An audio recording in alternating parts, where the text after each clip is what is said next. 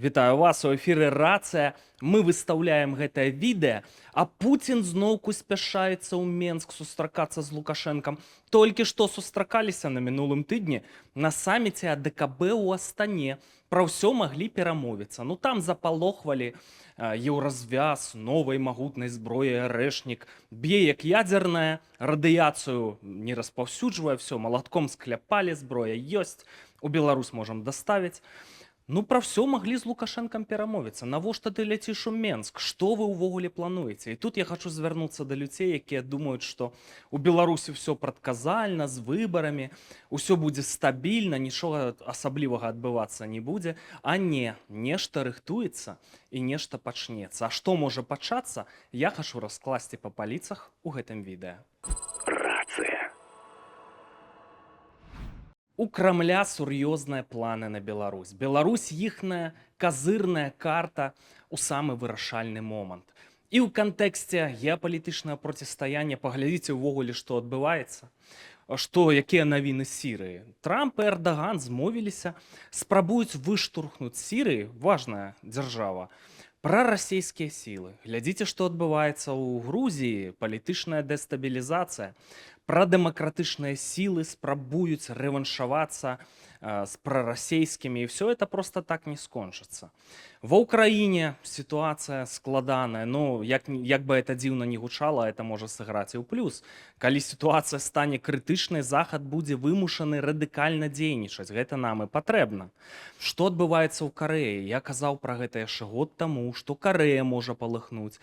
І вось у паўднёвай Карэі сур'ёзны палітычны крызіс, уводзіцца вайсковае становішча, уводзілася, потым адмянялі і гэтак далей. Гэта ўжо працуе Кітай над дэстабілізацыяй. Я думаю, што варта чакаць навінаў з Венесуэлы, нейкі канфлікт на мяжы з Гаянай. Можа быць, з Нікарагуа трэба чакаць навінаў.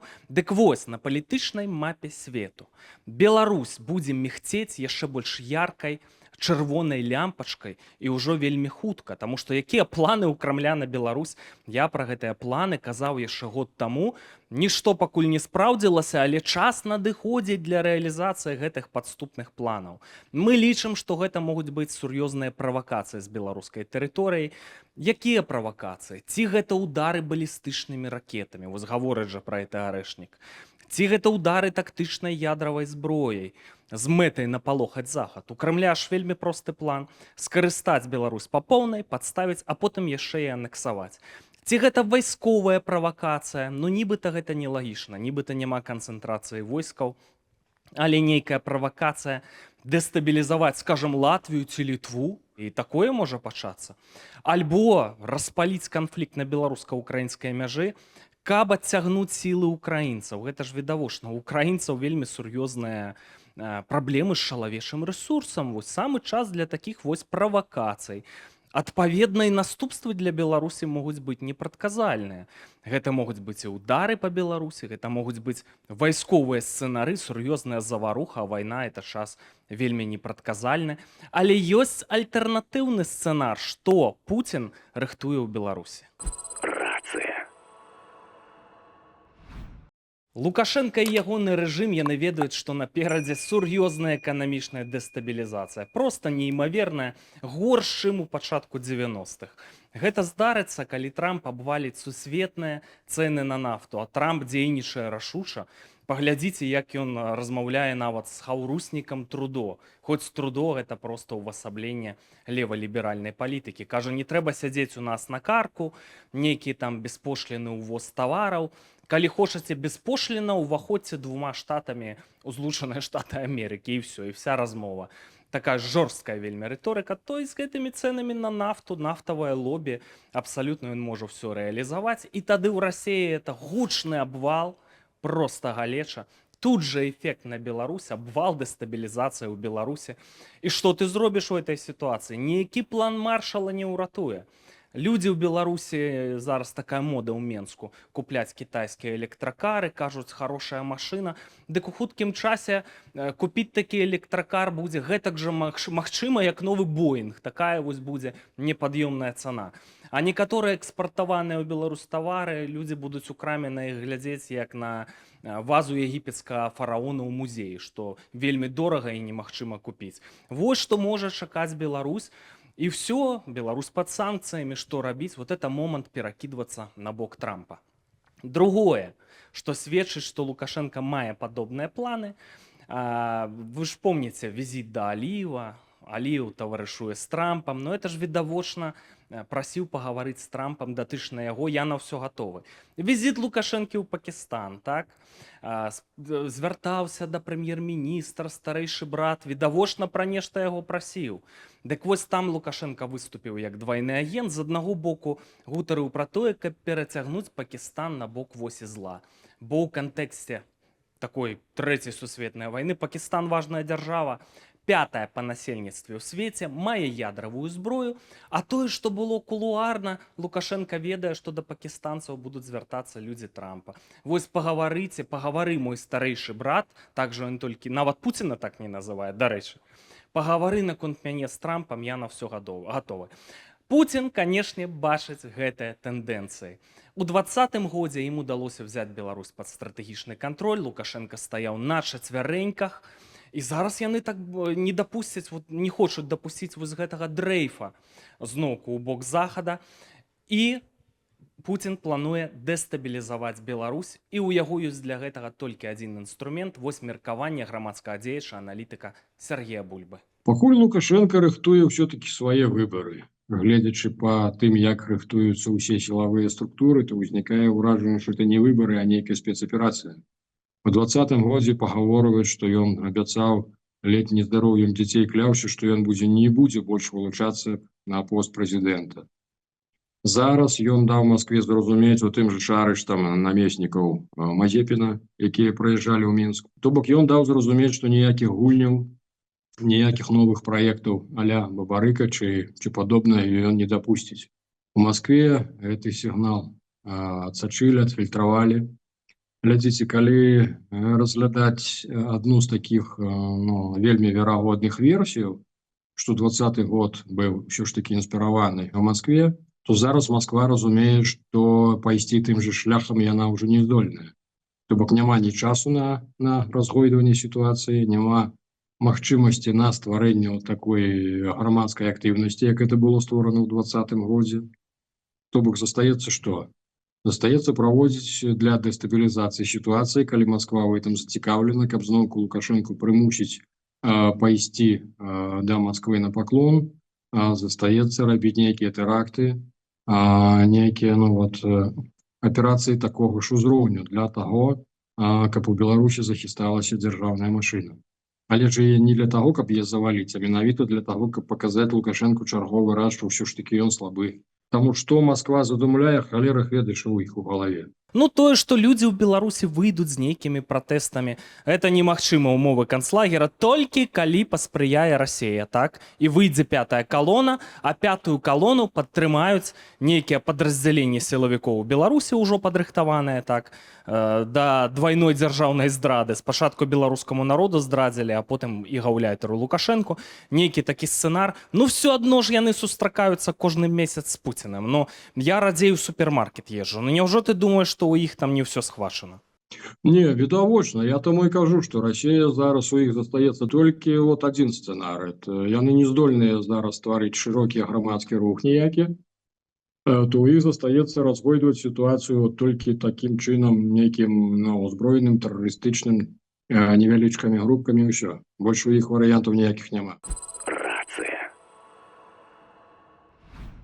Ну, то дамо такую параду беларусам унутры краіны, што падчас гэтых так званых выбараў, дзе ўсё будзе стабільна, як многія думаюць, усё стабільна не будзе, і трэба быць падрыхтаванымі да тэрактаў. Як у 2011 годзе вы памятаеце пра тэракт у менскім метро, на гэты раз могуць быць куды больш сур'ёзныя маштабы, і ахвяраў можа быць у разы, дзесяткі, а можа быць і ў сотні разоў больш, таму што Крэмль хоча краіну канкрэтна дэстабілізаваць. так, Лукашенко паставіць на чацвярэнькі, ну і зноўку Беларусь там узяць пад поўны стратэгічны кантроль і ажыццяўляць свае цёмныя справы. Галоўны фактор это, канешне, фактор захада. Вялікая для нас няўдача, што Трамп вось тады ў 2020 годзе не перамог на выбарах. Сённяшняя сітуацыя яе бы не было папросту. Ну, а, на жаль, вось у авангардзе былі якраз такі умоўна леваліберальныя рэжымы, якія праспалі ўвогуле Беларусь, праспалі, што ажыццяўляецца зачыстка плацдарму перад вайсковымі нападамі, здарыўся гэты напад на Украіну, і там усё праспалі. І Лукашенко з гэтымі ўрадамі заходнімі рабіў, што хацеў, адчуваў сябе як рыба ў вадзе. Хочаш мігранцкі крызіс арганізую?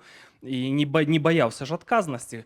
Буду самалёты спыняць, няма ніякіх праблемаў, размахваць ядравай дубінай буду, палохаць вас. Генацыд у сябе арганізую, а што вы мне зробіце? І захад паслухмяна ківаў галавой, рашучых дзеянняў не ажыццяўлялі, гандлявалі з Лукашэнкам. І Трамп ось менавіта спадзеў, што ключавая падзея, это што яго выбралі ў Злучаных Штатах, ён разумее гэтую гульню, і што ён это проста сатрэ пад ноль, вось гэты вот лукашэнкаўскі рэжым. Хоць пайшлі такія наратывы ў заходніх медыя, таксама паддакваюць тут некаторыя беларускія медыя, самыя, здавалася б, незалежныя, гэтак далей, перагарнуць старонку, вяртанне да шматвектарнасці ў 2015 годзе, вот тая, што была макеевская гэтая адліга. Трэба ж выпускаць палітвязняў і гэтак далей. Некаторыя палітычныя дзеячы, якія да дымсілаў, як Піліп з Канапель, далучыліся ў 2020 годзе з-за мяжы, мелі ж нармальнае жыццё, нічога не зрабілі за гэтыя гады, але дзейнасць нібыта на карысць Беларусі працягваюць, зараз будуць нам расказваць про тое, што з Лукашэнкам трэба дамаўляцца, шматвектарнасць, локшыну на вушы вешаць. Ну, Лукашенко ўжо аб'ягорыў Трампа ў 2020 годзе. І я думаю, што зараз яны разумеюць, што трэба проста зносіць гэты рэжым пад нуль. Ну, Лукашенко цёрты калач, так? Ён можа все адно, ён алімпійскі чэмпіён у плане таго, як выкручвацца. І напрыканцы, ну, людзі, якія ў падобныя рэчы не вераць, ну, няхай для вас гэта будзе анекдотам пасмяяцца, а можа быць, нехта задумаецца. Вось меркаванне Сергея Бульбы, карацей, Коля Лукашенко у небяспецы, а Лукашенко старэйшы прыдумаў, як ажыццявіць транзіт. Закрану такое пытанне, якое абсалютна не на паверхні і пра што мала хто задумваецца. Карэя, там же ж першы этот Кім Ір Сен быў, да? Расеец. Вобразна кажучы, расеец, Юрачка. Імя сапраўднае ягона. Колькі іх ужо памянялася? Кім Ір Сен, Кім Чен Ір. І Кім Чен Ын. Ужо ж пакаленні 3, напэўна, змянілася, так? Да?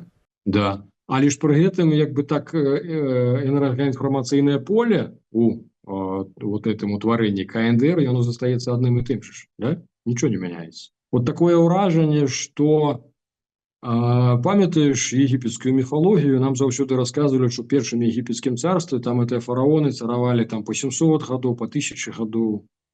І здавалася, що это просто, ну, такая бздура, фантазія, що это ж нереально, немагчыма.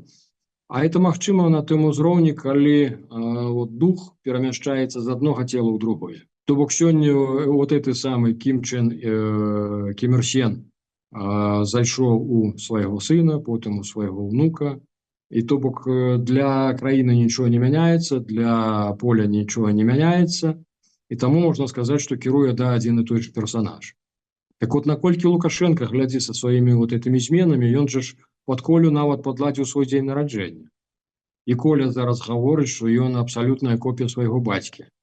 То мы не з гэтым самым маем справу. Яны ж усе любяць і магію, усю эту прыкладную эзотэрыку. Палавіна духа Лукашэнкі старэйшая ў Колю перасялілася, так?